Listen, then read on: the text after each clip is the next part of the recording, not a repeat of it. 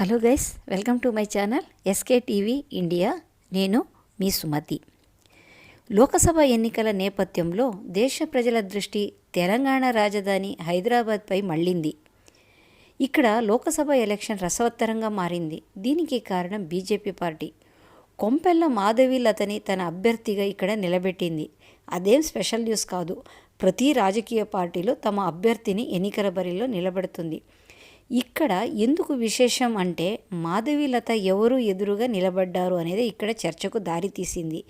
ఈ మాధవీలత ఎవరు ఎదురుగా పోటీ చేస్తున్నారు, ఇవన్నీ ఈ వీడియోలో చూద్దాం. వీడియో చూసే కన్నా ముందు మీరు నా ఛానల్ని సబ్స్క్రైబ్ చేసుకోకపోతే సబ్స్క్రైబ్ చేసుకొని లైక్ ఇవ్వండి. ఈ వీడియో చివరిదాకా చూసి మీ అభిప్రాయాన్ని కామెంట్ రూపంలో చెప్పడం మాత్రం మర్చిపోకండి.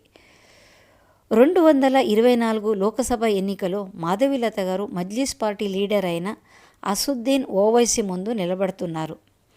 అదే ఇక్కడ హైలైట్ అయింది. ఇక్కడ మజ్లిస్ పార్టీ గురించి కొద్దిగా మీకు వివరించాలి. అవన్నీ చూస్తే మీకు ఇక్కడ నిజంగా ఏం జరుగుతున్నది అన్న విషయం అర్థమవుతుంది. హైదరాబాద్ అంటే దేశ ప్రజలకి గుర్తొచ్చేది చార్మినార్. ఈ చార్మినార్ చుట్టుపక్కల ఎక్కువ సంఖ్యలో ముస్లిం ఉన్నారు, అలాగే హిందువులు కూడా ఉన్నారు అనుకోండి. ఒకప్పుడు హైదరాబాద్ అంటే ఇక్కడికి జనాలు రావటానికి భయపడేవారు.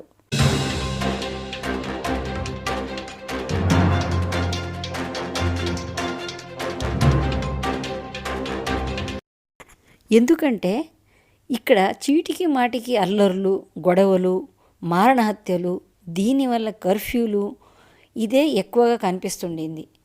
దీనికి ప్రధాన కారణం హిందూ ముస్లిం అల్లర్లు అని చెప్పేవారు.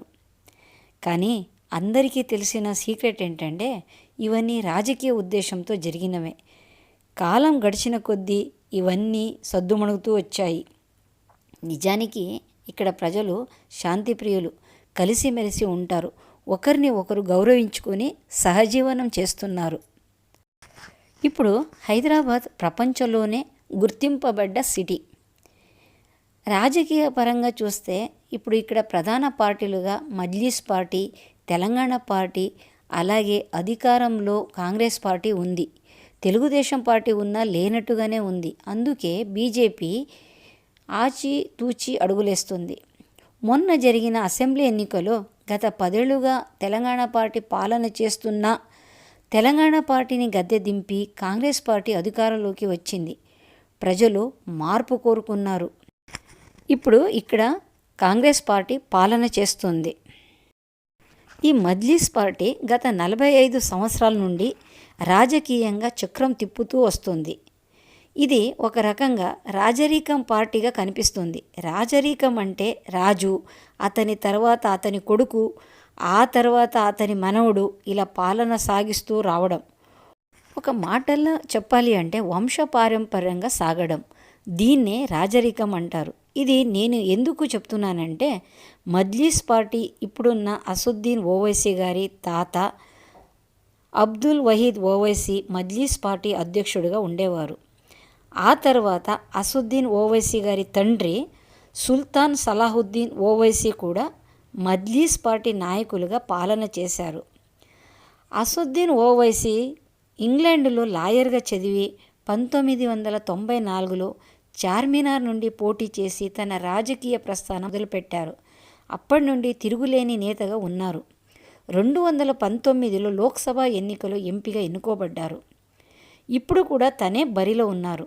55 ఏళ్ల అసదుద్దీన్ ఓవైసీ గారు మైనారిటీ మతానికి చెందడం వల్ల వాళ్ళ ఓటు మొత్తం తనకే పడుతుందని అందరూ అనుకుంటున్నారు. ఇప్పుడు బీజేపీ పార్టీ డాక్టర్ కొంపల్లి మాధవీలతని బరిలోకి దింపుతుంది.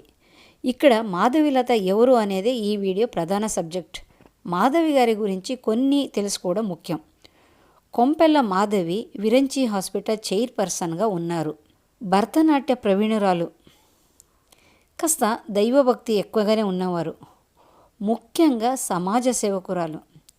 ఎక్కడ అడుగు పడితే అక్కడ విజయం సాధిస్తూ వచ్చారు. లోపాముద్ర లతామా ట్రస్ట్ స్థాపించి చాలా సేవలు చేస్తున్నారు. హైదరాబాద్ ఓల్డ్ సిటీలో అక్కడి ప్రజలకు తమ ట్రస్ట్ ద్వారా, అలాగే విరంచి హాస్పిటల్ ద్వారా చాలా సేవలను చేస్తున్నారు. ముఖ్యంగా త్రిబుల్ తలాక్ విరుద్ధం పోరాడుతున్నారు. ఇది ముస్లిం మహిళల ప్రధాన సమస్య.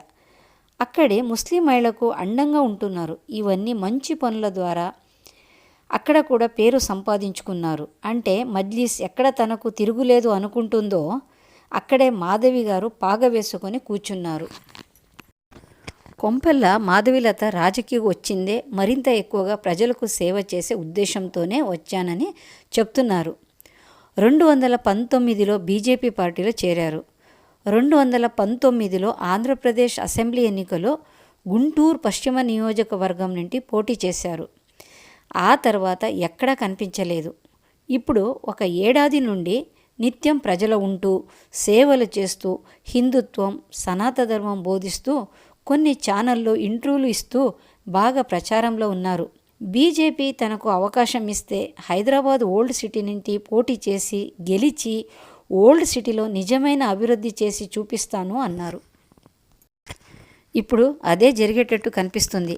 తెర వెనుక జరిగిన కొన్ని రాజకీయ వ్యూహాల తర్వాత బీజేపీ అధిష్టానం మాధవీలతకు టికెట్ కేటాయించిన సంగతి తెలిసిందే.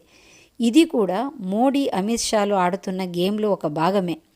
హైదరాబాద్లో కూడా కమలం పూయించాలని పావులు కదుపుతున్నారు. ఇప్పుడు మన ముందున్న ఒక ప్రశ్న, హైదరాబాద్ ప్రజలు ఎవరిని ఎన్నుకుంటారు? తరాల నుండి వస్తున్న ఓవైసీనా లేదా ఛాలెంజ్ విసురుతున్న మాధవీలతనా?